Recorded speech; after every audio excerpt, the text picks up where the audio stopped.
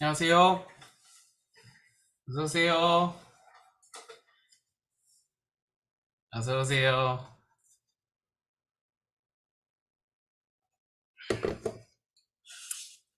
예, 우리 기도하고 구역 모임 시작하도록 하겠습니다.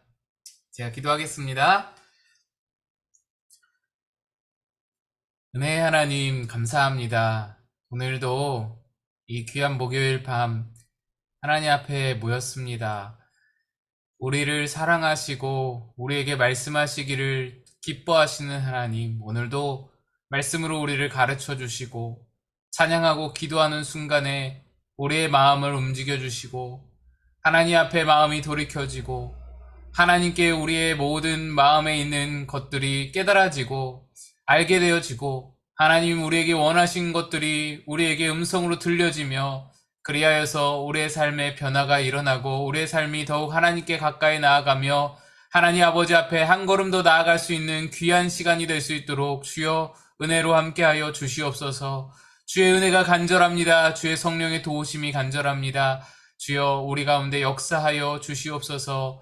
예수님의 이름으로 간절히 기도드리옵나이다. 아멘. 우리 찬양하도록 하겠습니다. 오늘 함께 하실 찬양은 찬송가입니다.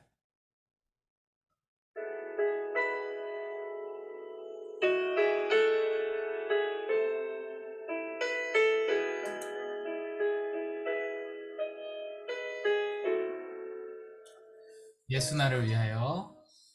예수 나를 위하여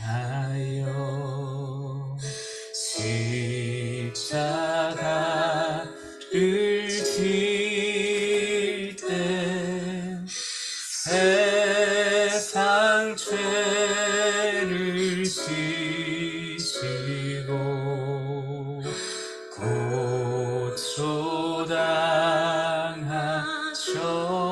고초당하셨네. 예수님, 예수님, 나의 죄 위하여 보배 피를 흘리니 죄인 받으소서.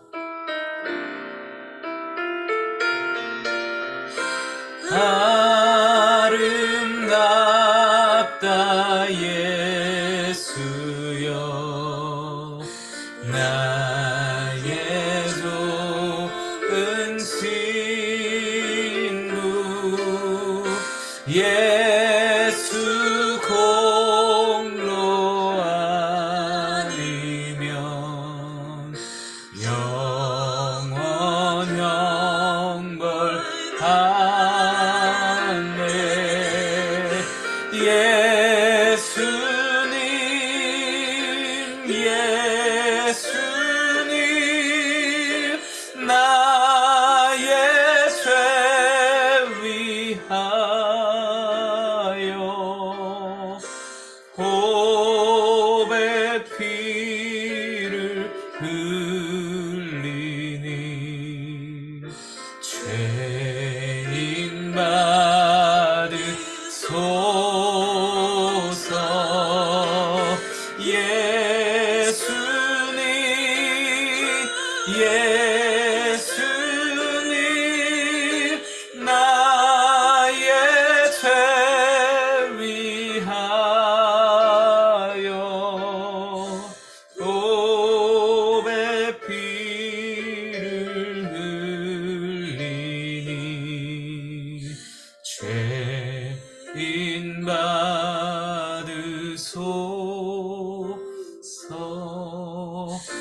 죄인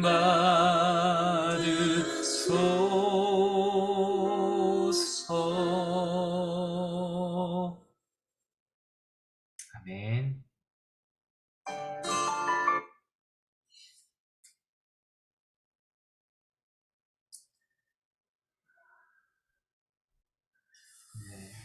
감사합니다. 네. 오늘은 3단원을 들어갈 시간입니다. 네. 책 페이지로는 120페이지고요. 119페이지를 보시면 초록색으로, 여러분 책은 핑크색인가요? 네. 회개의 기쁨이라고 되어 있을 거예요. 3단원 회개의 기쁨. 우리가 한번 거기에 있는 말씀을 한번 읽어보겠습니다. 요한 1서 1장 9절 말씀 같이 한번 읽어볼게요. 시작. 만일 우리가 우리 죄를 자백하면 그는 미쁘시고 의로우사 우리 죄를 사하시며 우리를 모든 불의에서 깨끗하게 하실 것이요. 아멘. 그리고 그 밑에도 한번 보시면 3단원 5개의 과가 있고요. 그 과거 한번 보시면 5개를 보시면 정죄와 징계, 죄를 이기는 능력, 하나님의 완전한 용서, 회개와 죄의 고백, 회개에도 기회가 있다. 이렇게 5가지의 단원을 나누도록 하겠습니다. 그래서 이번 단원은 우리가 사실 교회에서 잘 다루지 않는 것들, 죄와 회개, 또 오늘 특별히 징계, 잘 이렇게 좀 꺼림직해서 다뤄지지 않는 부분들이 오늘 이 단원에서 다뤄지게 되겠습니다. 그래서 여러분 많이 못 들을 주제라 오늘 많이 들어주시면 참 좋겠다라는 생각이 듭니다. 자, 넘어가서 우리 120페이지 1과 정죄와 징계입니다. 정죄와 징계. 여기도 말씀 있죠. 요한복음 13장 10절입니다. 한번 읽어보겠습니다. 시작. 이미 목욕한 자는 발밖에 씻을 필요가 없느니라. 온몸이 깨끗하니라. 이 말씀에 오늘 메시지가 다 담겨 있습니다. 이미 목욕한 자는 발밖에 씻을 필요가 없느니라. 온몸이 깨끗하니라. 읽겠습니다. 십자가의 능력은 우리가 지옥에 갈 죄인이라는 사실을 깨닫게 합니다. 또한 우리의 죄가 예수님의 십자가에서 완전히 사함을 받고 깨끗하게 되었다는 사실을 깨닫게 하고 믿어지게 하는 능력입니다. 우리는 우리를 정죄하는 모든 죄에서 구원받았고 하나님의 자녀가 되었습니다. 정죄라는 단어가 나왔죠. 여러분 잘 봐두시고요. 우리를 정죄하는 모든 죄에서 구원받았다. 하나님의 자녀가 되었다. 그렇다면 그리스도인들은 더 이상 죄와 상관없는 삶을 살게 되는 것일까요? 그렇지 않습니다. 죄의 문제는 불신자만의 문제가 아닙니다. 예수님을 영접하고 구원받은 그리스도인에게도 여전히 죄의 문제는 중요하고 현실의 문제고 계속 벌어지고 있는 문제입니다. 제가 예수님을 구주로 영접하고 나서 마음에 굳게 결심한 것은 다시는 죄를 짓지 않겠다는 것이었습니다. 하나님 앞에서 조그마한 죄도 짓고 싶지 않다는 마음으로 하나님 앞에 기도하고 결단했습니다. 저는 제가 엄청나게 변화될 줄 알았습니다. 이제는 새 삶을 살게 되겠구나 하고 생각했습니다. 그런데 하루가 지나고 이틀이 지나고 사흘이 지나도 제 삶이 그대로였습니다. 제 마음에 육신의 정욕, 안목의 정욕, 이생의 자랑이 하나도 없어지지 않고 그대로 남아있는 것입니다. 이것을 자각하고는 정말 당황스러웠습니다. 내가 아직도 진짜 회개를 하지 않은 것인가 하는 생각이 들기도 했습니다. 이런 경우가 우리 가운데서 굉장히 많이 있죠. 계속 읽습니다. 구원파와 같은 이단은 이런 점을 이용하여 성도들을 미혹합니다. 괴로우니까, 힘드니까 구원파가 이런 면을 접근하는 겁니다. 이런 약점을. 그들은 성도들에게 당신은 정말 구원받았습니까? 그렇다면 언제 구원받았습니까? 구원을 받았다면 생일을 기억하듯 구원받은 날짜를 기억해야 합니다. 라면서 접근해 옵니다. 그리고 한 번 구원받은 자는 더 이상 죄의 문제와는 상관이 없고 따라서 회개도 필요치 않다고 가르칩니다. 죄책감이 든다면 구원의 확신이 없어서라는 것입니다. 회개는 필요치 않다. 너 지금 죄책감 드는 거 회개가 필요해서가 아니라 그거 확신이 없어서다. 넌 구원 받았으니까 회개가 필요 없다. 그렇게 가르치는 거예요. 그러나 이 가르침은 성경적이지 않습니다. 이건 우리의 해법이 되지 못하는 거예요. 우리의 괴로움을 해결할 해법이 되지 못합니다. 예수님을 믿고 죄에서 구원받았다는 것은 우리가 하나님께 용서받고 용납된 자녀가 되었다는 것이지 우리의 신분이 바뀌었다는 것이지 이제부터는 죄를 지어도 좋다거나 죄의 문제는 더 이상 신경 쓰지 않아도 된다는 말이 아닙니다. 많은 구원받은 성도들이 그들 안에도 죄가 여전히 역사하며 죄와의 싸움이 끊임없이 이어진다는 것을 성경적으로 알지 못하기 때문에 이런 이단의 유혹에 흔들리게 됩니다. 넘어가서요. 하나님은 우리가 예수님을 영접할 때 우리의 어떤 죄도 이미 다 용서하셨고 또 앞으로도 용서해 주십니다. 맞습니다. 그러나 하나님은 성도가 짓는 죄를 무조건 용납하시는 것이 아니라는 사실을 깨달아야 합니다. 그렇다면 구원받은 하나님 자녀와 불신자에게 죄의 결과는 어떤 차이가 있을까요? 과연 우리가 죄를 지었을 경우 하나님은 어떻게 우리의 죄에 대해서 대응을 하실까요? 질문입니다. 다음에 성경 말씀을 읽고 질문에 답을 쓰세요. 말씀을 읽겠습니다. 제가 화면을 공유해 드릴게요. 제 말씀 읽겠습니다. 로마서 8장 1절 1번 질문이죠. 그리스도인에게는 무엇이 없다고 했습니까? 함께 읽습니다. 시작. 그러므로 이제 그리스도 예수 안에 있는 자에게는 결코 정죄함이 없나니. 뭐가 없다고요? 정죄함이 없다. 정죄함이 없는 이유가 무엇이죠? 우리가 정죄함이 없는 이유?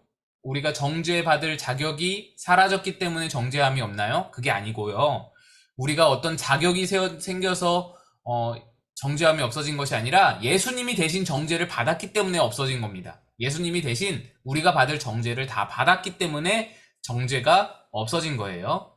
자, 다음 2번 질문. 히브리서 12장 7, 8절과 요한계시록 3장 19절에서 그리스도인은 무엇을 받는다고 했습니까? 말씀 보겠습니다. 히브리서 12장 7, 8절 함께 읽습니다. 시작. 너희가 참음은 징계를 받기 위함이라.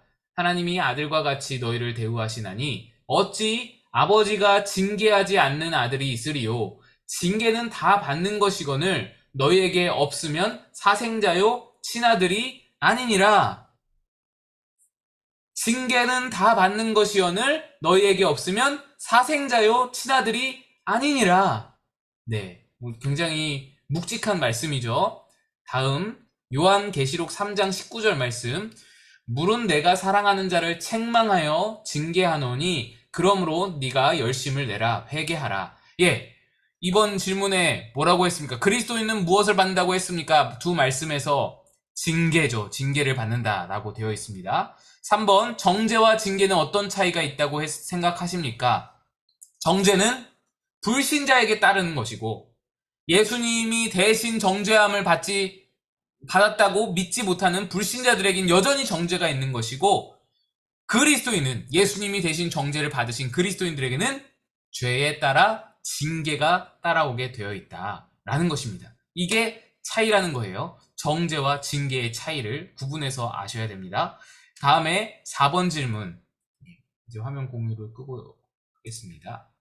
4번 질문 보시면 신앙생활 하면서 하나님의 징계라고 느껴질 만한 일이 있었다면 무엇입니까? 여러분이 삶 가운데서 이거는 하나님께서 내 죄에 대해서 징계하십니다라고 느낀 부분이 많이 있었을 거예요. 근데 좀 구분할 필요가 있어요. 모든 것을 다 하나님의 징계다. 하나님의 모든 안 좋은 일, 모든 부정적인 일들을 다 갖다가 하나님의 징계로 갖다 붙이는 그거는 좀 기복적인 신앙과 다를 바가 없습니다. 반대되는 부정적인 기복적인 신앙이죠. 그러니까 그거는 좀 인과응보적인 하나님, 권성징악, 선을 행하면은 하나님이 복 주시고 악을 행하면 하나님이 징계하시고 이렇게만 볼 단순한 문제는 아니에요.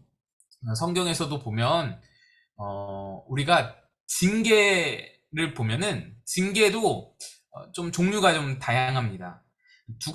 크게 두 가지 정도로 우리가 볼 수 있는데 먼저는 죄의 속성 그 자체에 담아두신 징계가 있어요. 죄 가운데 하나님이 원리 원칙으로 세상에 그 죄를 지으면 그대로 따라오는 속성으로 죄에 따른 결과로 징계를 담아두셨어요. 아예 처음부터 공식처럼.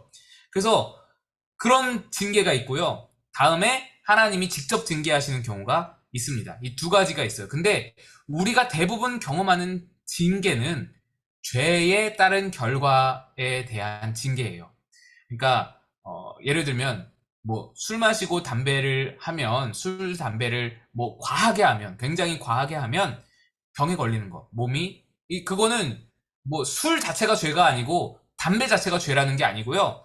내 몸을 잘 하나님이 주신 성전인 내 육체를 잘 관리하지 못한 그런 죄, 그 죄에 대한 결과로서 병에 걸리는 것이죠. 또 이기적으로 못되게 살면 친구를 잃게 되죠. 외로워지게 되죠. 그리고 남을 정죄하다 보면 더 큰 비난을 받게 되죠. 이런 모든 것들, 게으르면 대가를 치르게 되죠. 이 모든 것들, 죄에는 반드시 결과가 그 죄에 상응하는 그 대가가 지불되게 되어 있어요. 그게 세상의 원리로 하나님이 정해놓으셨어요. 담아두셨어요. 죄의 안에, 죄 안에. 불륜을 저지르면 가정이 파탄나죠. 가정을 잃고 자녀들에게 아주 부정적인 영향을 끼치게 되죠. 그런 모든 것들이 다 죄의 그 하나님이 이미 담아두신 징계예요. 그래서 하나님이 일일이 뭐 직접적으로 징계를 하지 않으셔도 죄 자체에 담겨있는 그 결과로서 징계가 우리 가운데 있다라는 것입니다. 우리는 대부분의 징계를 이런 식으로 받아요. 죄에 이미 담겨진 결과로서 죄의 값을 치르는 것이죠. 이미 그렇게. 그래서 그런 징계가 있고요. 또 하나님이 직접 징계하시는 경우가 있어요. 성경의 예를 들면은 요나가 굉장히 대표적입니다. 이 하나님의 직접 징계는 어떤 때에 이루어지냐면은 끝을 향해서 막 달려갈 때, 죄가 멈출 수 없는 열차처럼 막 달려나갈 때에 하나님이 그것을 막기 위한 수단으로서 징계를 사용하십니다. 그래서 요나가 큰 폭풍을 만나고 그래서 바다에 던져지고 고래의 뱃속에 들어가게 되는 겁니다. 고래는 징계가 아니죠. 하나님의 구원의 은혜죠. 그 폭풍이 하나님의 징계라고 볼 수 있는 것이죠. 다윗을 보면 다윗이 이제 하나님의 징계를 받게 되는데 다윗이 경험한 징계의 대부분은 다 죄의 결과로서의 징계였어요. 하나님께서 직접 징계하신 경우는 몇 가지 안 되는데 다윗이 밧세바를 범한 사건이 굉장히 큰 이제 범죄이잖아요. 굉장히 큰 범죄. 간음하는 것과 살인하는 것을 이제 동시다발적으로 이제 범죄하게 되었습니다. 죄가 끊임없이 나아가는 거예요. 계속해서 커져가면서 나아가는 거예요. 이걸 덮기 위해서 살인을 저지르고 그걸 덮기 위해서 뭐 거짓말을 하고 계속해서 이게 불어나는 것이죠. 그래서 그 다윗의 그런 어떤 나아가는 그 죄에 막 커져가는 그것을 막기 위해서 그 다윗뿐만 아니라 그 아들들에게까지로 막 죄악이 막 퍼져나가잖아요. 그 죄의 결과가. 죄는 누룩과 같아서 막 퍼져나가는, 급속도로 막 퍼져나가는데 그것을 하나님 막기 위해서 밧세바의 아들을 취하실. 그게 하나님의 직접 징계였어요. 그런데 그 뒤에도 이 가문 안에 죄의 결과에 따른 징계가 끊임없이 일어나죠. 이거는 다 죄의 결과, 죄 가운데 들어있던, 원래 속해 있던 원리 원칙 같은 그런 징계였어요. 암논이 범죄하죠. 암논이 다말을 취합니다. 다말을 강간합니다. 그러니까 암논은 다윗의 세 번째 부인인가? 세 번째 부인의 아들이에요. 근데 첫째죠. 그리고 다말과 압살롬은 한 어머니의 아들딸이죠. 네 번째 부인인가 다섯 번째 부인의 아들딸이에요. 그리고 밧세바의 아들 솔로몬 있죠. 밧세바의 아들 죽었고 하나는 죽었고 두 번째 솔로몬이 태어났는데 솔로몬은 10번째 아들이에요. 다윗의 부인이 너무 많았습니다. 아들들도 너무 많았습니다. 아들들이 뭐 19명 막 그렇게 세워지는데 해석이 되는데 너무 많았어요. 너무. 여러분 다윗이 범한 죄가 여러 가지예요. 밧세바를 범하고 밧세바의 남편 우리아를 죽였죠. 그것도 여기에 연관되지만 아내를 많이 둔 것, 하나님이 신명기에서 이 왕들에게 임금들에게 명하시기를 아내를 많이 두지 말라라고 했었는데 아내를 많이 둔 것. 그래서 이 죄악들이 연계가 되고 이 죄악들이 결합이 되면서 죄의 결과가 가정 가운데, 가문 가운데 나타난 것이 그게 암논과 다말의 사건입니다. 암논과 다말은 친남매였으면 그런 일이 일어날 일이 없잖아요. 아내를 많이 두었기 때문에 그런 일이 일어난 거예요. 또 아내를 많이 두었어도 평화롭게 잘 지내는 남매들 많이 있어요. 그런데 다윗이 밧세바를 간음하는 사건 그 가운데에 암논은 청소년이었어요. 암논은 어느 정도 뭐 사건이 돌아가는 것을 다 인지할 만한 그런 나이였단 말이죠. 솔로몬과 10살 차이가 나는 거, 아니, 그 솔로몬이 10번째 아들이고 암논이 첫 번째 아들인 것을 보면 이게 다 나오잖아요, 나이가. 그러니까 이걸 다 봤던 거예요. 다윗의 모든 밧세바를 강간하고 그 모든 사건을 다 암논이 알았어요. 봤어요. 인지했어요. 그 가운데에서 암논이 뭘 느꼈을까요? 뭘 봤을까요? 어떤 거를 배웠을까요? 이게 죄의 결과인 거예요. 그 암논과 다말이 범죄를 하죠. 다윗이 범죄했을 때 나단 선지자가 다윗에게 저주에 가까운 말을 합니다. 너의 집안에서 너의 아내들을 백주대낮에 사람들이 취하리라, 이런 저주에 가까운 말씀이 있어요. 제가 그 말씀을 한번 읽어드릴게요. 여호와께서 또 이와 같이 이르시기를, 보라, 내가 너와 내 집에 재앙을 일으키고 내가 내 눈앞에서 내 아내를 빼앗아 내 이웃들에게 주리니 그 사람들이 내 아내들과 더불어 백주에 동침하리라. 네, 이렇게 되어 있습니다. 그래서 말씀을 보시면 여호와께서 너에게 재앙을 일으키신다, 여호와께서 너의 아내를 빼앗아 이웃에게 백주 대낮에 동침하게 하리라, 뭐 이렇게 되어 있어서 하나님이 직접적으로 다윗에게 징계 내리시는 것처럼 되어 있는데, 그래서 나단 선지자가 그거를 예고하는 것으로 그렇게 보여지는데 사실은 그게 아니에요. 하나님이 직접 징계하는 것이 아니라 하나님은 이미 죄의 결과로 담아두셨어요. 이런 일들이 일어날 것을 예고만 하신 거예요. 그러니까 다윗은 죄의 결과로서 이것을 다 받아는, 죄의 결과로서. 압살롬도 또한 암논과 똑같이 다윗의 모든 밧세바를 범하는 과정과 우리아를 죽이는 과정을 다 봤어요. 강간과 살인을 다 봤어요. 암논이 강간을 취하고 압살롬이 살인을 취한 것이고, 얼마나 끔찍한 일이 일어난 겁니까? 다윗의 범죄를 둘이 나눠서 가졌어요. 사이좋게 나눠서 가져서 똑같이 범한 거예요. 죄의 결과가 이렇게 흘러가는 거예요, 아들들에게. 그래서 큰 비극이 일어난 거예요. 너무너무 말할 수 없는, 씻을 수 없는 비극이. 다윗은 우리가 다윗이 밧세바를 범한 거 너무나 큰 사건이고 너무나 아주 파렴치한 사건인데, 다윗이 이거를 왕이니까 어물쩍 넘어간다라고 생각하는 분들이 너무 많은데요, 전혀 그렇지 않습니다. 다윗은 평생 동안 이 죄의 결과를 안고 살아가요. 끝까지 이 죄의 결과에 대한 그 대가를 치르는 거예요. 값을 치르는 거예요. 계속해서 청구서가 날아오는 거예요, 이 죄의 결과에 대한. 그리고 여러분, 우리가 무서워해야 할 것이 뭐냐? 우리는 하나님의 징계를 무서워하잖아요. 우리가 죄 짓고 하나님이 벌 내리실까봐 무서워해요. 하나님이 나 혼내시면 어떡하나? 하나님이 나 징계하시면 어떡하나? 그걸 무서워하거든요? 아니요. 여러분, 그거 무서워할 게 아니에요. 그거보다 더 무서운 게 뭐냐? 죄 그 자체, 죄 그 자체. 하나님은 죄라는 그 모든 세상의 원리 원칙 안에 이미 결과로서 징계를 다 담아두셨어요. 그래서 우리가 진짜로 무서워야 할 것은 죄예요, 죄.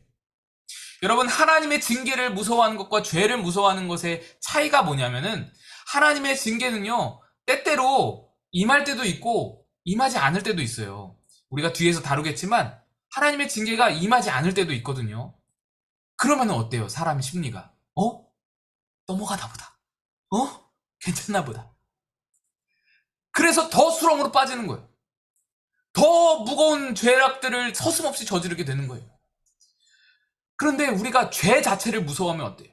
죄에는 반드시 대가가 따른다, 죄에는 반드시 청구서가 날아온다, 이 마음을 가지고 있으면 어때요? 죄 그 자체를 두려워하게 되는 거예요. 여러분, 하나님의 징계를 두려워하기보다 죄 그 자체를 두려워할 수 있어요. 진짜 무서운 거는 죄예요. 진짜 무서운 거는 죄입니다. 우리가 이것을 잘 기억해야 할 것이고요. 넘어가서 123페이지 제가 읽겠습니다. 예수님은 십자가를 앞에 두고 제자들의 발을 씻기셨습니다. 베드로의 차례가 되었을 때 베드로는 절대로 예수님이 자기 발을 씻기실 수 없다고 거절했습니다. 예수님은 발을 씻기지 않으면 자신과 아무런 상관이 없다고 말씀하셨습니다. 그러자 베드로는 발뿐만 아니라 손과 머리도 씻겨달라고 요청했습니다. 그때 예수님은 이렇게 말씀하셨습니다. 우리 말씀 한번 같이 읽어보시죠. 이미 목욕한 자는 발밖에 씻을 필요가 없느니라. 온몸이 깨끗하니라. 그리스도인은 불신자들과 달리 목욕한 자들입니다. 정죄가 없다라는 겁니다. 발만 씻으면 되는 사람들입니다. 불신자들이 죄를 지으면 정죄를 받습니다. 율법에 의하여 죄인임이 드러나고 지옥에 가야 한다는 판결을 받게 되는 것입니다. 그러나 그리스도인들이 죄를 지으면 정죄가 아니라 징계를 받습니다. 정죄와 징계는 전혀 다른 차원입니다. 하나님께서는 그리스도인이 죄를 지어도 정죄해서 버리시지 않습니다. 이것이 은혜이고 긍휼이고 예수 그리스도에게 정죄를 내리셨기 때문에 우리는 이미 온몸이 깨끗한 사람들이기 때문입니다. 이것은 다시는 정죄가 없다는 뜻입니다. 그러나 하나님께서는 자녀인 우리에게 죄와 허물이 있으면 즉시 징계하여 회개하게 하십니다. 이것은 부모가 자녀를 대함과 같습니다. 부모는 자녀가 잘못을 저지르면 징계를 해서라도 바로 잡아주는 것처럼 하나님 아버지도 그렇게 하십니다. 하나님은 반드시 징계하신다. 근데 제가 말씀드렸죠. 징계를 안 하는 경우도 있다. 그건 좀 이따가 보고요. 어느 날 유명한 부흥사인 무디에게 어떤 여자 교인이 찾아와서 이렇게 말했습니다. 제가 아무리 범죄해도 하나님은 저를 그대로 놔두세요. 그러므로 하나님은 계시지 않는 게 분명해요. 이 이야기를 듣고 있던 무디는 부인을 지그시 바라보면서 이렇게 이야기합니다. 부인! 지금 부인은 스스로 그리스도인이 아니라는 사실을 증명하고 있습니다. 왜요? 제가 교회를 얼마나 오래 출석했는데요. 부인이 반문하자 무디는 다시 말합니다. 당신이 그리스도인이라면 하나님은 죄 지은 당신을 그대로 놔두지 않으셨을 것이기 때문입니다. 예레미야 5장 25절에서 그리스도인이 하나님께서 주시는 좋은 것을 누리지 못하는 이유를 무엇이 때문이라고 합니까? 한번 보겠습니다. 말씀 한번 예레미야 5장 25절 함께 읽습니다. 시작. 너희 허물이 이러한 일들을 물리쳤고 너희 죄가 너희로부터 좋은 것을 막았느니라. 우리의 허물과 죄 때문에 하나님께서 우리에게 주시는 좋은 것들을 우리가 누리지 못한다는 겁니다. 하나님의 복이 우리에게 임하지 못한다는 겁니다. 하나님의 손길이, 하나님의 보호하심이, 하나님의 막아주심이, 하나님의 능력이 우리에게 임하지 못한다는 겁니다. 뭐 때문에? 우리의 허물과 죄 때문에. 계속해서 보겠습니다. 하나님께서는 죄 위에 은혜와 부흥을 부어주시지 않습니다. 죄와 허물이 있으면 하나님의 자녀가 누릴 은혜와 복을 누리지 못하게 됩니다. 하나님의 자녀라 할지라도 죄를 지으면 기쁨이 사라집니다. 기도의 문이 막힙니다. 감사와 마음의 평화가 사라집니다. 모든 힘을 다 빼앗긴 채 무능한 그리스도인이 됩니다. 여러분, 이 말씀은요, 죄 짓지 않아야 복 받는다, 단순히 기복적인 그런 어떤 말씀이 아닙니다. 하나님께서 모든 만물을 다스리기 때문에 물론 모든 물질적인 축복들도 하나님께서 그렇게 운영하시고 그래서 우리에게 주실 수 있는 분이시지만 여기서 더욱 말씀드리고자 하는 것은 죄가 우리 안에 있으면은 하나님의 가장 큰 복, 물질적인 복이 가장 큰 복이 아니에요.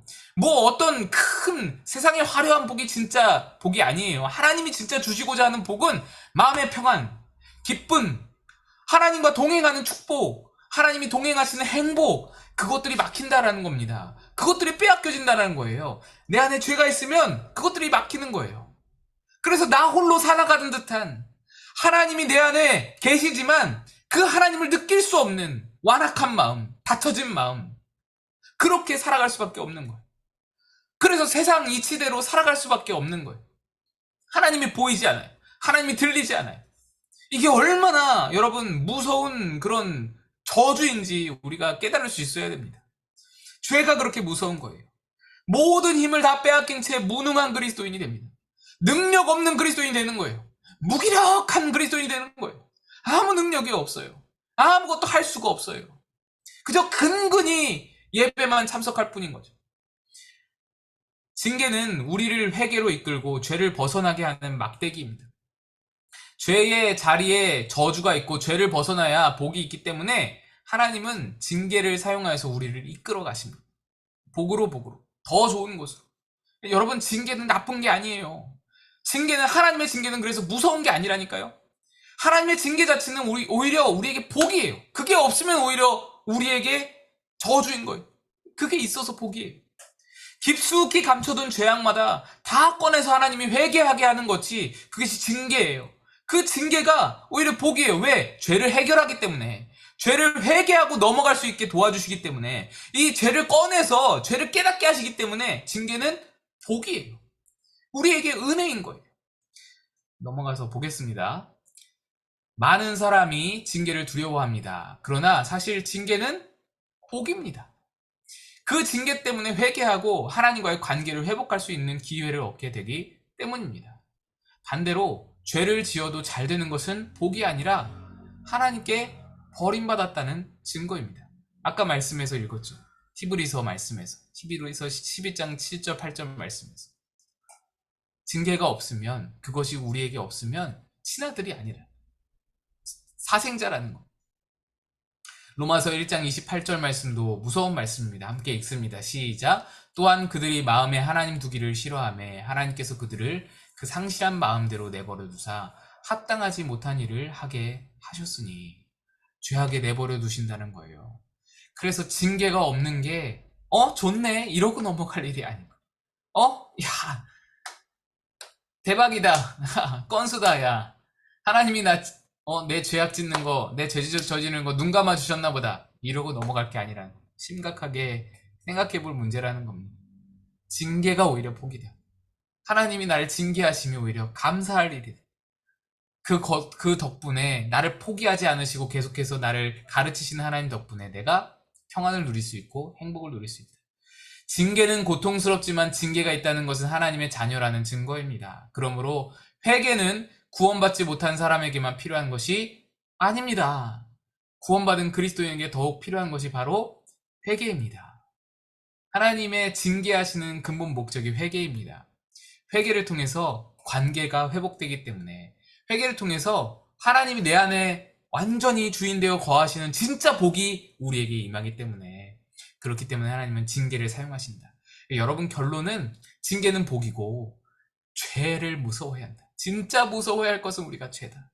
징계를 두려워할 게 아니라, 징계를 무서워할 게 아니라, 하나님한테 매 맞고 벌 받는 걸 무서워할 게 아니라 죄 그 자체를 무서워해야 된다. 죄가 무서운 거다. 질문 한번 읽어보시겠습니다. 당신이 죄 때문에 누리지 못한 하나님의 은혜는 무엇입니까? 그것이 회복되었습니까? 여러분 삶 가운데 한번 생각해 보실 만한 질문이 되겠습니다. 우리 아까 불렀던 찬양 함께 부르시고 또 기도하겠습니다.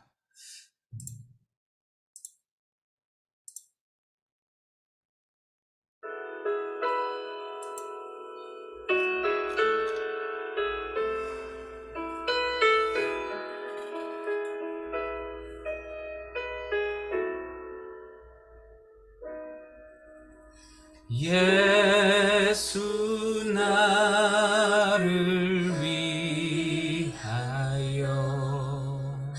십자가를 질 때 세상 죄를 지시고 고초다 하셨네. 예수님, 예수님, 나의 죄 위하여 보배 피를 흘리니 죄인 받으소서.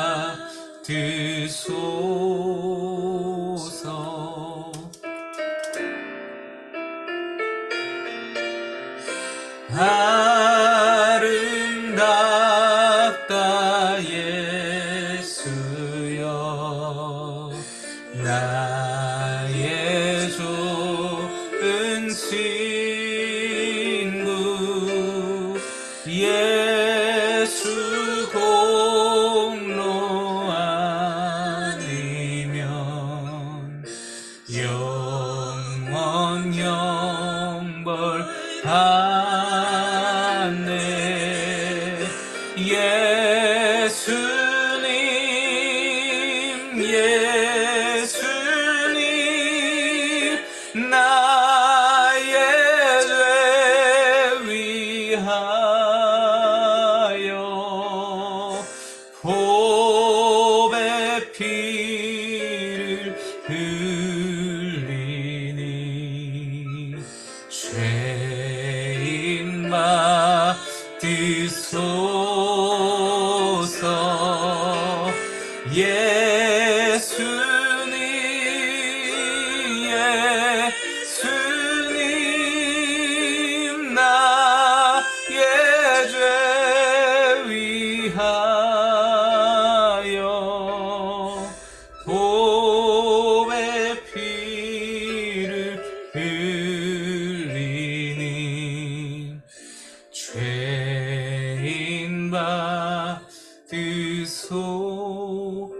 주옵소서.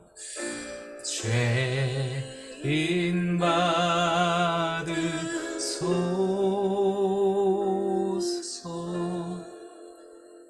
우리 시간을 기도하는 시간 가질 텐데요. 하나님 앞에, 하나님, 우리가 하나님의 징계를 두려워하기보다 죄 그 자체를 두려워할 수 있게 하여 주시옵소서. 또한 여러분 안에 회개할 문제들이 있으면은 하나님께 고백하고 자백하고 회개할 수 있는 용기를 주시옵소서. 함께 기도하면서 나아가겠습니다. 하나님 아버지, 하나님 그렇습니다. 죄가 얼마나 무서운 것인지, 죄가 얼마나 끔찍한 것인지 하나님, 우리가 그것을 깨달아 알게 하시고 죄 그 자체, 하나님 아버지, 얼마나 많은 놀라운 결과가, 하나님 아버지, 끔찍한 결과들이 담겨있다는 것을 우리가 깨달아 알게 하시고 죄의 그 모든 청구서를 지불해야만 한다는 것을 하나님, 우리가 깨달아 알게 하시고 죄를 두려워하게 하여 주옵소서. 하나님의 징계는 오히려 은혜요, 하나님의 징계는 오히려 복임을 깨달아 알고 하나님, 그 징계 받기를 두려워하기보다 죄 그 자체를 두려워하고 죄를 피하고 하나님 아버지께 더 가까이 나아갈 수 있는 우리들 되게 도와주시옵소서. 혹시 우리 가운데 죄를 짓고도 징계가 없는 삶을 살고 있습니다. 하나님 앞에 엎드려 회개하시고 거듭하시고 하나님께 들어가게 하여 주시고 하나님 아버지, 그리하여 하나님 아버지의 눈을 가리시고 하나님이 내 안에 거하시는 그들을